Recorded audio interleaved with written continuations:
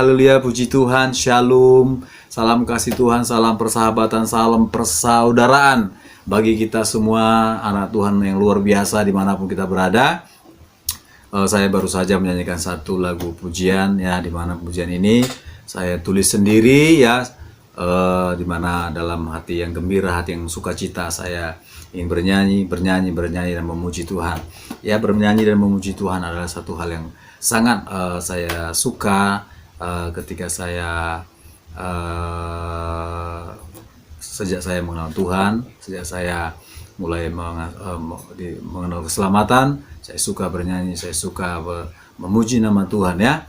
Baik Bapak Ibu, pertama-tama saya ucapkan terima kasih banyak kepada Bapak Ibu semuanya dimanapun berada, saudara-saudara, teman-teman, sahabat-sahabat saya, baik yang sudah memberikan dukungan, memberikan support lewat channel ini ataupun yang belum.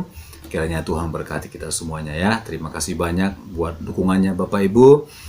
Karena dukungan Bapak Ibu semuanya, saya boleh kembali mengudara, kembali menyampaikan sharing kebenaran firman Tuhan ini kepada kita. Yang mana pada hari ini saya ingin membicarakan satu topik yang begitu menarik menurut saya ya. Yang mana topik ini kerap kali diabaikan ya. Ada banyak orang mengabaikan seolah-olah hal ini tidak penting, padahal ini adalah hal yang terpenting ya. Dimana hari ini saya akan membahas tentang pengampunan Allah dan manusia bagaikan dua sisi mata uang. Nah, saya tertarik membahas tema ini. Kenapa? Kerap kali banyak anak-anak Tuhan, orang-orang Kristen ya, yang sudah mengatakan orang beriman, orang percaya, yang bahkan suka beribadah, kadang sudah melayani dan lain sebagainya, sudah aktif bergereja, sudah aktif beribadah, sudah aktif dalam pelayanan, tetapi menyimpan banyak kepahitan dalam hati. Ya, jadi adalah hal yang sangat tidak baik ya, sebagai seorang pelayan, sebagai seorang anak Tuhan, bahkan siapapun kita, entahkah kita melayani, entahkah tidak melayani, semua kita yang mengasihi Tuhan, semua kita yang percaya kepada Tuhan, adalah hal yang tidak baik kalau kita menyimpan sakit hati, dendam, marah, benci kepada orang lain ya. Itu akan menghalangi kita untuk masuk surga.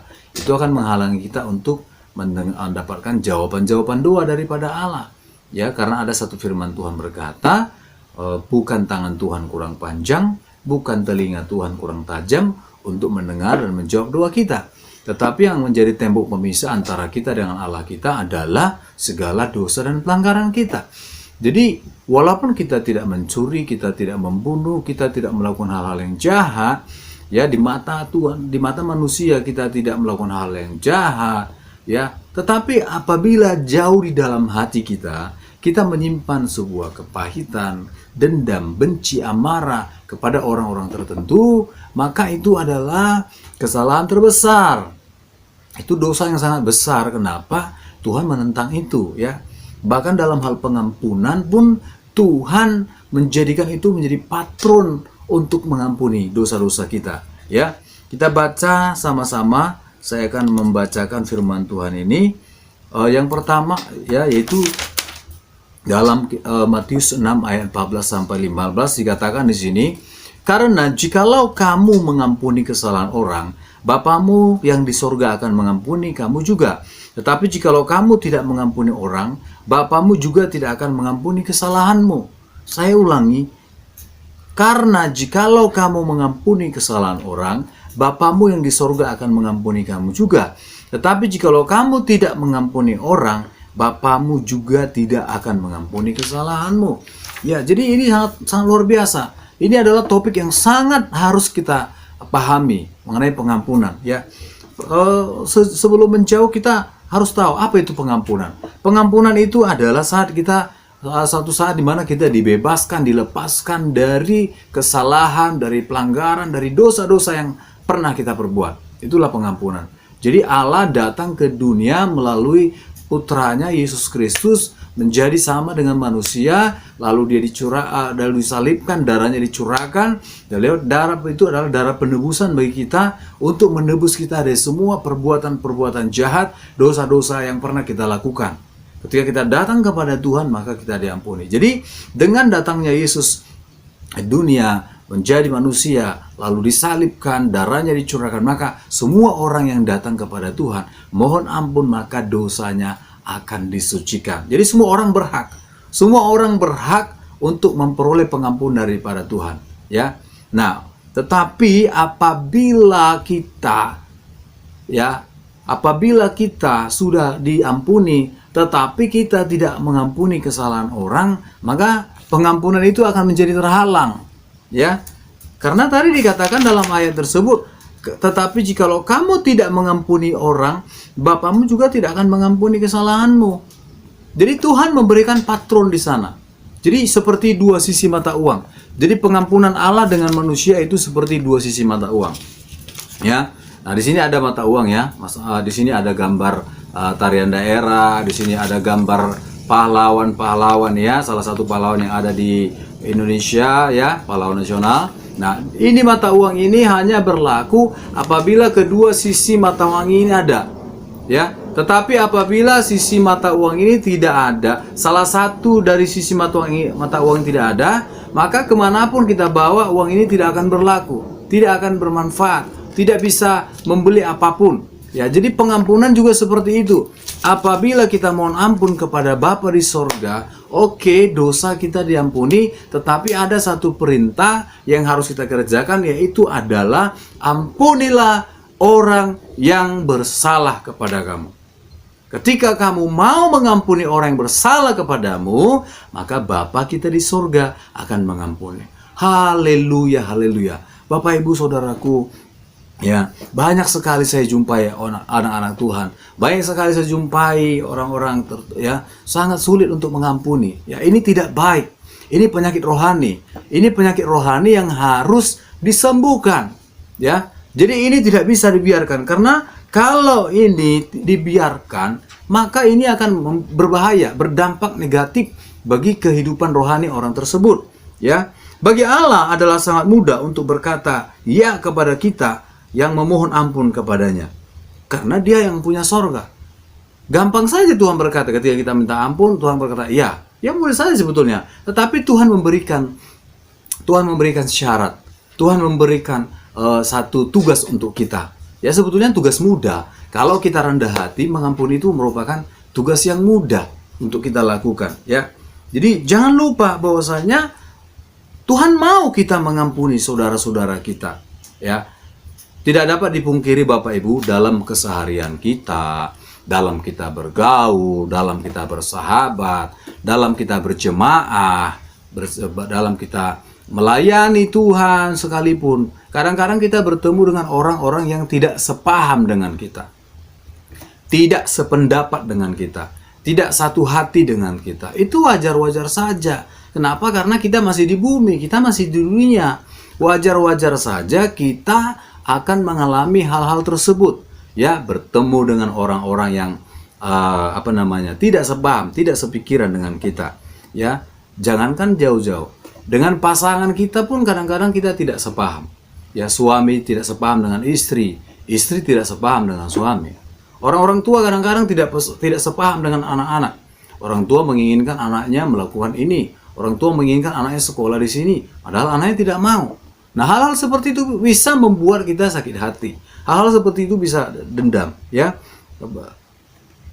Kemudian bisa juga ya antara kita mungkin di lingkungan kita bekerja, di tempat kita bekerja, mungkin kita tidak sepaham.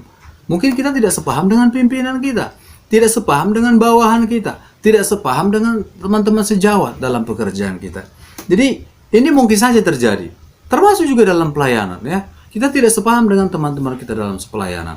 Dia punya prinsip yang beda. Yang satu punya prinsip A, yang satu punya prinsip B, yang satu punya prinsip C, dan lain sebagainya. Mungkin kita punya prinsip F. Ya, jadi untuk menyatukan ini bagaimana? Ya, kita harus satukan. Kita harus memilih satu prinsip yang mana sama-sama membawa kita untuk lebih dekat dengan Tuhan. Ya. Nah, baik Bapak Ibu, hal-hal yang wajar saja ini terjadi. Manusia adalah makhluk sosial. Artinya adalah bahwa manusia itu tidak bisa hidup sendiri. Ya, itu makanya ketika Tuhan menciptakan Adam, Tuhan menjadikan Adam itu pertama seorang diri. Lalu ketika Tuhan melihat Adam sendiri, Tuhan melihat ada sesuatu yang kurang di dalam diri Adam. Itu sebabnya Tuhan menciptakan Hawa dari tulang rusuk Adam. Nah, dari sini kita bisa belajar bahwasanya Tuhan sendiri pun melihat bahwa manusia itu tidak bisa hidup sendiri. Ya, harus dengan orang lain. Jadi kita ini makhluk sosial. Ya, kita harus hidup berdampingan dengan banyak orang. Kita harus hidup berdampingan dengan banyak manusia. Untuk apa? Lewat mereka kita diberkati. Lewat sahabat kita diberkati. Lewat sahabat kita mungkin urusan kita dimudahkan.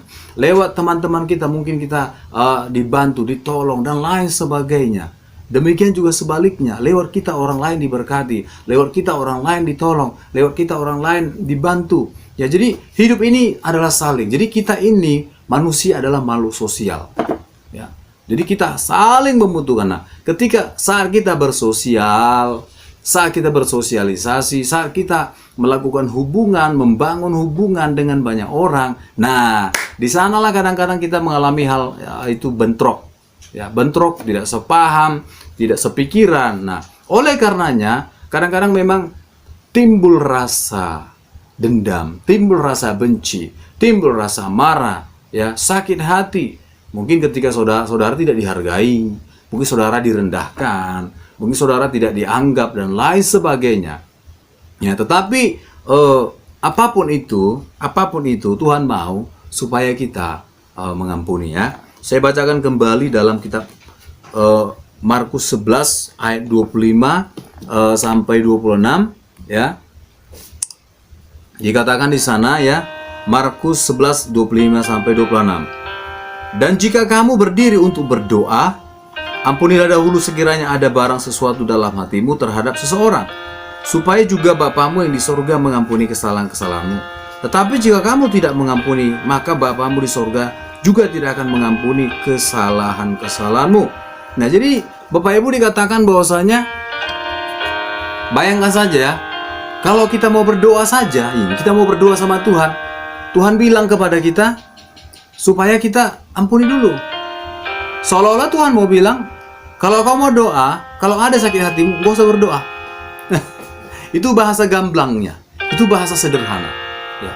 Jadi kalau kita masih menyimpan dendam, kalau kita menyimpan sakit hati terhadap orang, ya, orang tertentu, siapapun itu, mungkin kepada pasangan kita, Tuhan berkata, wow, jangan berdoa, jangan berdoa, gak usah datang berdoa. Tuhan bilang, gak usah anakku, gak usah datang berdoa, minta ampun dulu, maafkan dulu saudaramu. Ya, kalau ada barang sesuatu di hatimu, ada yang mengganjal, kesalahan temanmu yang mengganjal di hatimu, yang membuat kau marah, membuat kau benci, membuat kau emosi, Tuhan bilang, ampuni, ampuni, ampuni. Ya, Tuhan bilang. Jadi kalau kita tidak mengampuni, Tuhan bilang percuma. Tuhan bilang percuma berdoa, percuma berdoa. Makanya Tuhan bilang, sana dulu, sana dulu, sana dulu, ya, sana dulu. Kalau mau berdoa, ampuni dulu, berdamai dulu dengan saudara, baru doa kita dijawab. Kira-kira begitulah pengertian ayat ini, ya, kalau kita bisa bahas. Jadi jangan pernah menyimpan dendam, jangan pernah menyimpan sakit hati, karena ini berbahaya. Ya, jadi seperti dua sisi mata uang. Ya, kita mengampuni, kita mohon ampun kepada Bapa, ya, lalu kita mengampuni orang yang bersalah sama kita. Lalu pengampunan itu berlaku. Ya. Nah, jelas sekali kalau kita tidak, dari ayat tersebut, ya, jelas sekali. Jadi kalau kita tidak mengampuni, kita tidak diampuni. Mau kita berdoanya nangis, bahkan mencucurkan darah sekalipun, Tuhan tidak ampuni. Karena ini firman. Ini bukan perkataan saya, ini perkataan firman. Kalau kita masih menyimpan dendam, sakit hati, Tuhan bilang, no, no. Kenapa? Karena kita juga harus menyadari bahwa kita ini orang berdosa. Ya. Kadang-kadang memang kita bertemu dengan seseorang, ya, dia katakan, oh, banyak sekali kesalahan. Ya, mungkin kita berkata, saya terlalu sakit hati. Istri-istri berkata kepada, ya mungkin istri-istri datang kepada hamba Tuhan berkata, terlalu sakit perbuatan suami saya. Atau suami-suami juga sebaliknya. Anak-anak juga begitu ya, siapapun kita. Ya, saudara datang berkata, saya tidak bisa mengampuni. Berat sekali. Tidak bisa, ya, tidak bisa. Harus mengampuni. Itu adalah perintah. Kalau kita mau diampuni, ampunilah orang lain. Dalam Kolose 3 ayat 13 dikatakan di sana, sabarlah kamu seorang terhadap lain, dan ampunilah seorang akan yang lain. Apabila yang seorang menaruh dendam terhadap yang lain, sama seperti Tuhan telah mengampuni kamu, kamu perbuatlah juga demikian. Ini perintah. Ya. Saya ulangi, dikatakan, sabarlah kamu seorang terhadap yang lain, dan ampunilah seorang akan yang lain.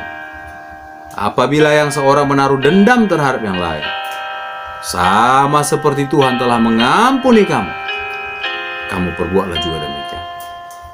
Ya. Jadi patron kita dalam mengampuni adalah Tuhan. Patron kita dalam mengampuni adalah pengampunan Tuhan kepada kita.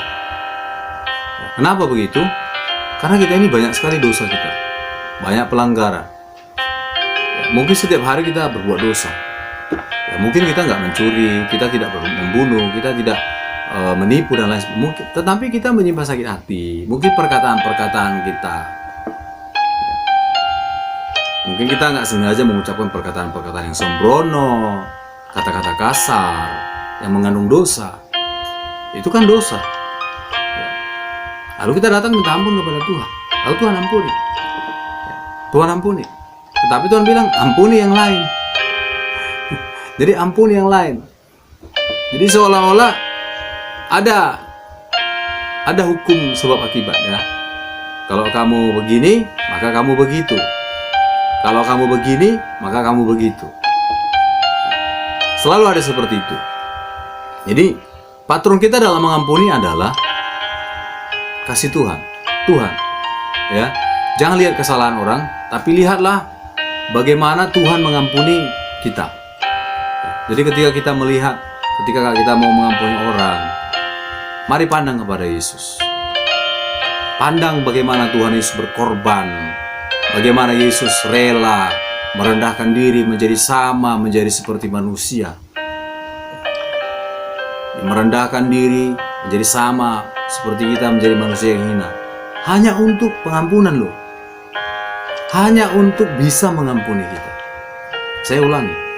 Tuhan Yesus turun dari sorga, Raja segala raja, turun lahir di kandang domba, lalu bertumbuh menjadi manusia biasa, lalu mati di kayu salib, dihina, diludahi, dicambuk, dan lain sebagainya. Kepadanya dituduhkan segala yang jahat, hanya untuk mengampuni. Lalu kita tidak berbuat apa-apa. Nah, jadi Tuhan mau bilang, lihatlah apa yang saya perbuat untuk mengampunimu. Ya. Jadi kadang-kadang memang ketika kita mengampuni orang, kita harus membuang ego kita. Seolah-olah kita direndahkan. Ya. Seolah-olah kita nggak dianggap. Seolah-olah kita ini hina. Begitu. Seolah-olah kita ini dilecehkan, direndahkan. Tetapi dari ayat ini kita belajar, oh Tuhan Yesus juga pernah mengalami hal yang sama. Untuk mengampuni dosa kita, untuk melakukan tugas penyelamatan, ya Tuhan Yesus melakukan itu. Merendahkan diri, menjadi sama dengan manusia. Ya, jadi Bapak Ibu Saudara yang terkasih dalam nama Yesus, kali ini saya tidak panjang-panjang memberikan materi kepada kita. Intinya adalah jangan menyimpan kepahitan, jangan menyimpan sakit hati. Karena itu penyakit rohani yang berbahaya. Ya. Adalah sangat sayang sekali kalau kita menyimpan itu. Ya. Jadi sia-sia semua nanti yang kita kerjakan. Sia-sia semua usaha kita dalam melayani. Sia-sia semua usaha kita dalam mengikut Tuhan. Kalau ada kepahitan, ada kebencian, kita simpan, kita tutup rapat-rapat. Haleluya. Haleluya. Mari mengampuni, mari memaafkan. Wah, berat sekali. Walau berat, maafkanlah. Besar sekali kesalahannya, walau besar, maafkanlah. Aku direndahkannya, aku difitnahnya, maafkan. Aku ditipunya, maafkan. Haleluya. Itu perintah Tuhan. Kalau kita taat pada firman, saya percaya bahwa ada berkat Tuhan yang luar biasa di balik semua itu. Saya yakin dan percaya. Kalau Allah berfirman demikian, pasti Allah sediakan berkat yang luar biasa. Ya. Semakin kita rendah hati, semakin kita rendah hati, maka semakin luar biasa berkat Tuhan. Percayalah Bapak Ibu. Saya mau katakan bahwasanya memang secara daging mengampuni orang yang jahat sama kita itu tidak mudah. Tetapi bukan tidak bisa. Bisa. Bersama Yesus, bersama Roh Kudus, pasti bisa. Katakan bisa. Amin. Katakan bisa. Amin. Bisa. Katakan saya bisa mengampuni. Katakan saya bisa memaafkan. Katakan saya bisa melupakan. Lalu doakan. Lalu doakan. Ada satu ayat firman berkata, kalau engkau mengasihi orang yang mengasihi engkau, apalah upah? Orang dunia pun melakukannya. Artinya orang yang tidak kenal Tuhan pun melakukannya. Ya. Tapi apa kata Tuhan? Firman Tuhan berkata, kasihilah musuhmu dan berdoalah kepada mereka. Haleluya. Berdoa kepada musuh. Itu hal yang luar biasa. Itu baru anak Allah. Itu baru anak Tuhan. Bisa berdoa untuk musuh. Bisa berdoa untuk orang yang menyakiti kita. Itu baru anak Tuhan. Itu baru luar biasa. Itu baru mantap. Itu baru mantap. Nah, jadi Bapak Ibu ya, itulah yang mau saya sampaikan hari ini. Intinya adalah, ingatlah selalu bahwa pengampunan itu dua sisi. Ya. Pengampunan dari Allah berlaku apabila kita bisa mengampuni. Ya. Bagi Bapak, Ibu, Saudara, teman, sahabat, saya ulang sekali, kalau ada dosa, kesalahan, kelakuan teman kita yang mungkin pernah membuat kita sakit hati, ya, tersinggung dan lain sebagainya, lupakanlah itu. Lihatlah, pandanglah Tuhan Yesus. Pandanglah Tuhan Yesus. Pandanglah Tuhan Yesus. Sebutkan orangnya. Ya, sebutkan orangnya. Ya. Saya akan berdoa pada kita semua. Bapa di sorga, dalam nama Tuhan Yesus, saya berdoa Tuhan, agar kiranya setiap orang yang melihat video ini, yang mungkin memiliki sakit hati, dendam kepada orang-orang tertentu Tuhan, saya berdoa Tuhan, beri kekuatan, beri kesanggupan, beri kemampuan untuk boleh melepaskan pengampunan, sehingga terbukalah tingkap-tingkap, terbukalah Tuhan tingkap pengampunan, sehingga kami boleh berdoa kepada-Mu. Apa artinya kami berdoa kepada Tuhan? Kalau kami menyimpan dendam, sakit hati, Tuhan berkata, tinggalkan doamu, jumpai temanmu, jumpai orang yang menyakitimu. Bapa dalam surga, Bapa dalam surga, kiranya roh pengampunan, Roh Kudus memberi kesanggupan kepada setiap kami, kepada setiap orang yang melihat video ini. Tuhan memberi kesanggupan untuk mengampuni.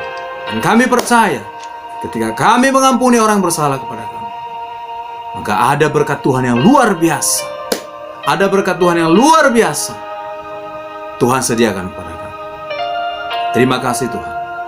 Dalam nama Yesus kami berdoa. Haleluya. Puji Tuhan Bapak Ibu. Ya, sekali lagi saya katakan, lepaskanlah pengampunan. Percaya, Tuhan akan tolong. Tuhan akan tolong semuanya. Ya, Tuhan akan tolong. Ya. Baiklah Bapak Ibu, inilah yang boleh saya sampaikan hari ini. Semoga pembahasan kita ini walaupun singkat, ya intinya kita dapat harus mengampuni.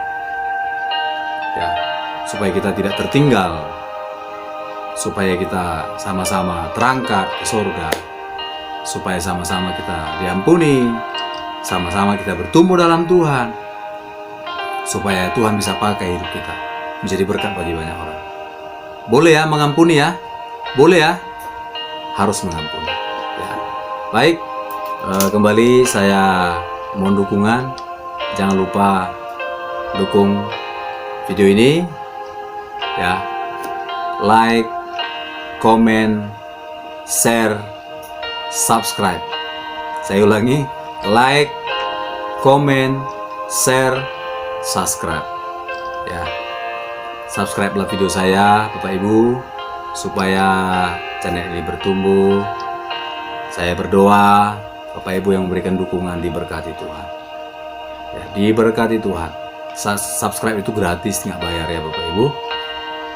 Nah, terima kasih. Shalom, shalom, shalom. Haleluya. Tuhan Yesus memberkati.